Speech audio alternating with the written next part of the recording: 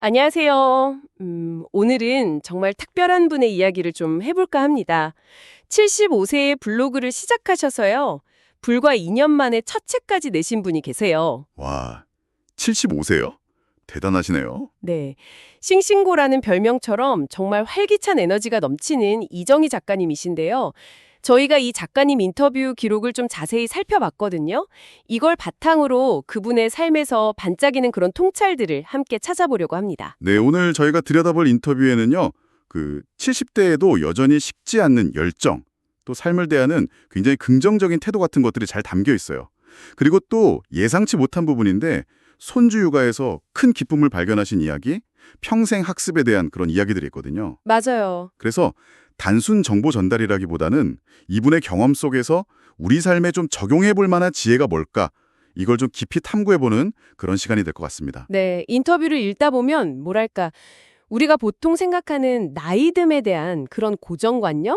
그런 게 좀 깨지는 느낌을 받으실 거예요. 정말 예상치 못한 에너지, 그리고 세상을 보는 따뜻하고 긍정적인 시선이 가득하거든요. 자, 그럼 이제 그 흥미로운 이야기 속으로 한번 들어가 볼까요? 네, 좋습니다. 우선 그 싱싱고라는 별명부터가 좀 재미있어요. 이게 들어보니까 무려 1985년, 그러니까 작가님이 35살 때 직장 동료가 붙여준 거래요. 아, 1985년이요. 꽤 오래전이네요. 네.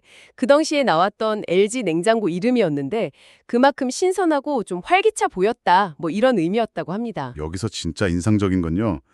그 30대에 얻은 긍정적인 별명을 수십 년 동안 마음속에 이렇게 간직하고 계시다가 70대가 되어서 다시 꺼내서 자신의 어떤 정체성으로 삼으셨다는 점이에요. 그렇죠. 단순한 그냥 재미있는 에피소드가 아니라 그 시절의 그 생동감 넘치는 에너지가 내면에서 계속 이렇게 살아 숨쉬고 있었다는 증거 아닐까요?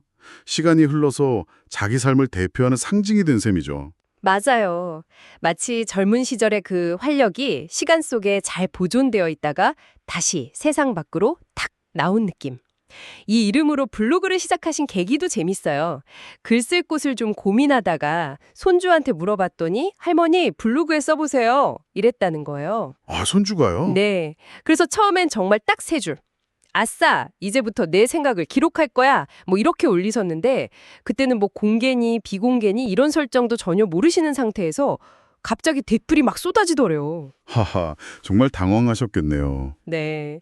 그전에는 손글씨를 쓰면 본인도 가끔 못 알아볼 때가 있어서 좀 답답하셨는데 이제 디지털로 기록하니까 명확해서 좋았다. 이런 말씀도 하시더라고요. 아, 그렇죠. 이 작은 시작이 블로그를 단순한 어떤 기록 공간, 이걸 넘어서 세상을 향한 소통 창구, 또 삶의 중요한 전환점으로 만든 거네요. 예상치 못한 응원 댓글에 좀 놀라면서도 또 찾아오는 이웃들한테 정성껏 답글 달아주시면서 관계를 맺어가셨다는 점이 중요해 보입니다. 네.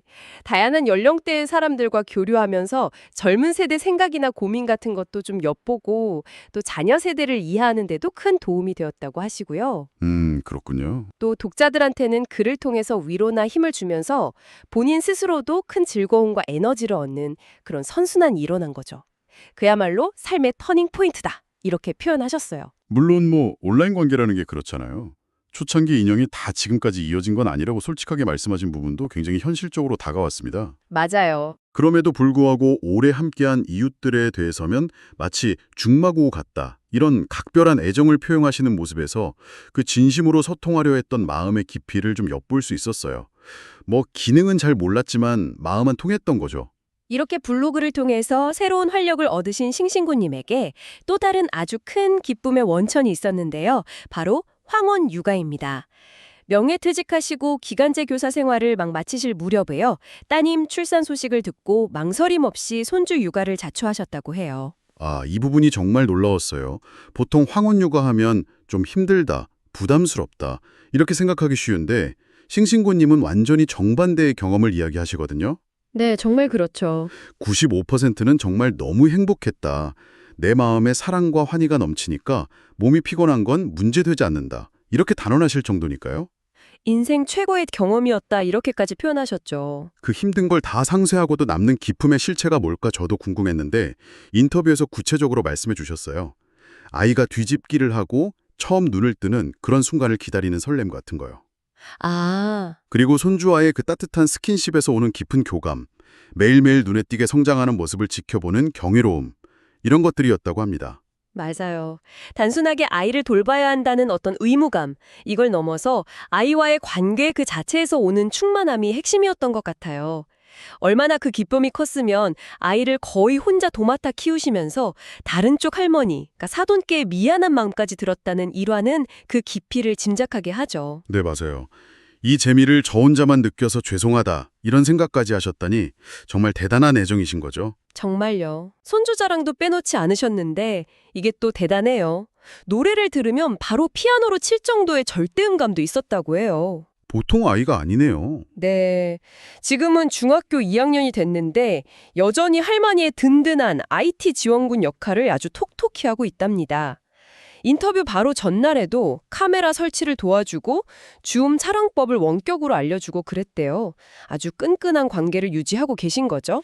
이 관계를 보면 정말 세대 간의 교류와 상호 지지가 얼마나 이상적으로 이루어질 수 있는지를 보여주는 그런 좋은 사례 같아요.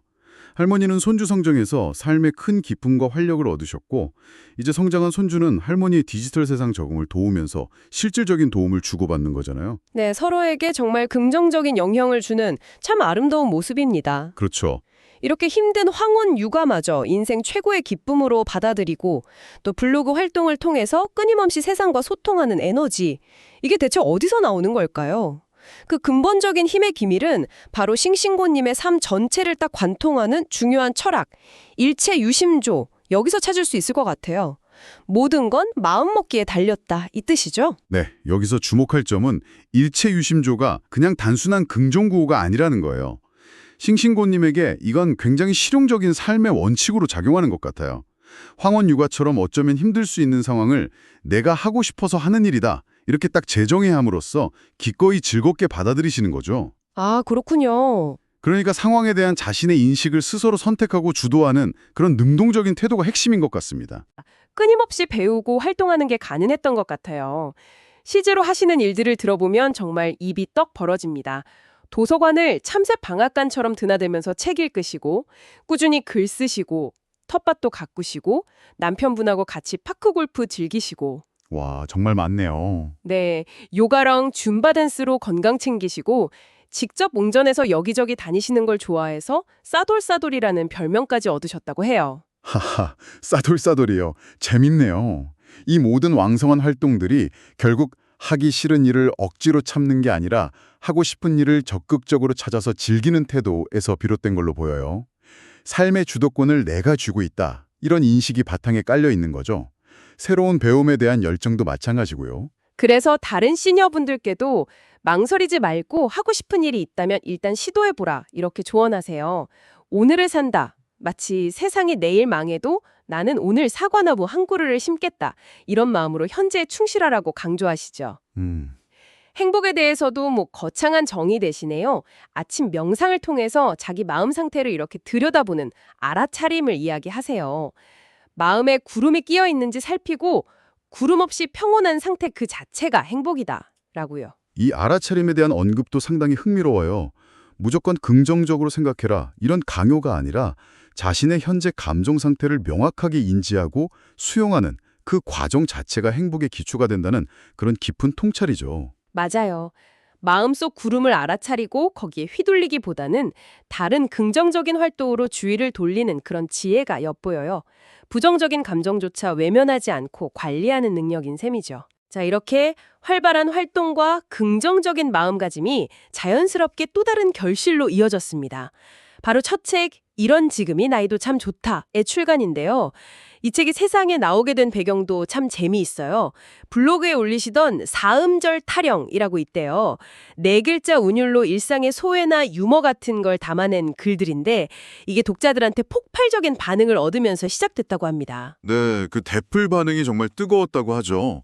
뭐 밥 먹다가 밥알 튀어나올 뻔했다, 너무 웃겨서 눈물이 났다, 이런 댓글들이 달리면서 주변에서 책 내라, 유튜브 해라 막 격려가 쏟아졌지만 처음엔 책 출간까지는 생각을 못 하셨다고 해요. 아, 그랬군요. 그런데 계속 글을 쓰시면서 사람들에게 좀 가볍게 웃음을 주고 기분 전환을 시켜주는 일에 보람을 느끼셨고, 마침 멘토 역할을 해주신 더블파파님이라는 분의 적극적인 제안과 격려, 그리고 또 새해에 작성하신 버킷리스트가 결정적인 계기가 되었다고 합니다. 아, 버킷리스트. 거기에 종이책 출간 이걸 딱 적고 나서 3월부터 본격적으로 에세이 쓰기를 배우면서 집필에 돌입하셨다고 해요.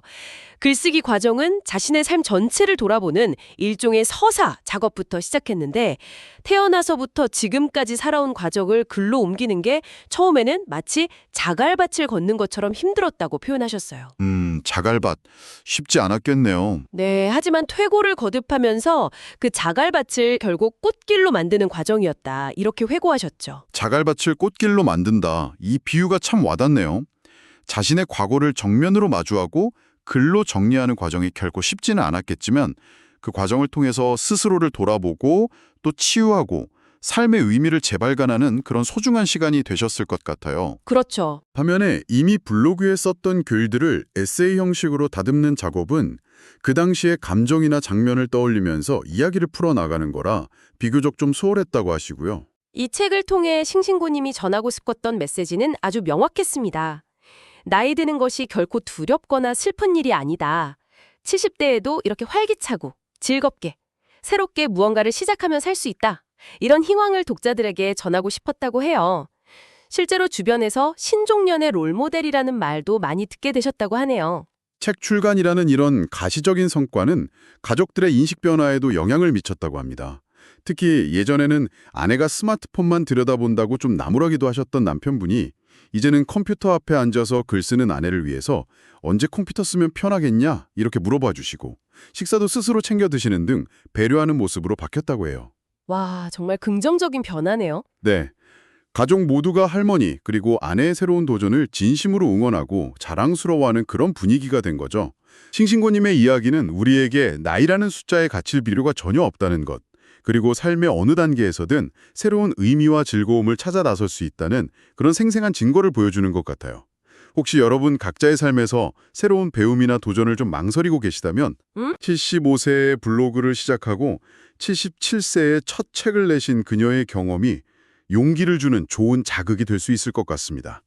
늦었다고 생각할 때가 어쩌면 가장 좋은 때일지도 모른다는 걸 몸소 보여주셨으니까요. 싱친고님은 인터뷰 말미에 미래에 대한 거창한 계획보다는 스피노자의 말처럼 세상이 내일 망하더라도 나는 오늘 한 그루의 사과나무를 심겠다. 이런 마음으로 오늘에 집중하는 삶을 강조하셨습니다. 여기서 저희가 여러분께 마지막으로 질문 하나를 던지고 싶어요. 여러분에게 오늘 당장 심고 싶은 나만의 사과나무는 무엇인가요? 그리고 그 나무를 심는 이유가 반드시 먼 미래의 어떤 거창한 결실을 위해서여야만 할까요? 어쩌면 그 나무를 심는 행위 자체, 그 과정에서 느끼는 오늘의 기쁨과 의미가 더 중요한 것은 아닐지 한 번쯤 깊이 생각해 볼 만한 그런 화두인 것 같습니다.